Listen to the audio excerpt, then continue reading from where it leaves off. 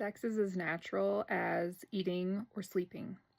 And although the culture is changing, I still think a lot of women don't talk about sex. We don't talk about our bodies. We don't talk about our pleasure. We don't talk about, orgasms. And if we're not having them, why not? And I just feel like we need to start to open the doors to talk about this more. Don't mind my mascara on my hooded eyelids. I'm writing a book about learning to love yourself in the life that you live, and one of the chapters in it is on sexuality. The book's geared more towards women, but I really felt called to put a chapter in it about sexuality because it's so important. There are so many of us that don't feel at home in our bodies, that don't feel safe in our bodies, that have been taught to, our partner's pleasure and experience is more important than ours, that it's up to them if we have an orgasm. Ladies, it's real easy to blame the guy, like, oh, he must not know me, he doesn't understand me, he doesn't know what he's doing, but your orgasm is under your control, no one else's. A woman's orgasm is a mental game. That's not a physical game.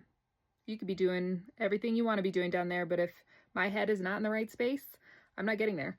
So that's something that I don't think, we just need to talk about it. Like, these are our bodies. That's natural. It's as natural as going poop. And guess what? We talk about that too. That's becoming more mainstream. I talk about that at the dinner table.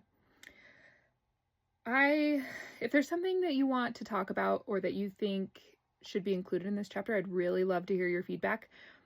This is a book that I'm writing for everyone else. And if there is something in it that you think should be in it, please drop me a comment and just let me know what you think should be included in this chapter on sexuality. But I think that it's important to feel at home in your body. That's a big part of loving yourself.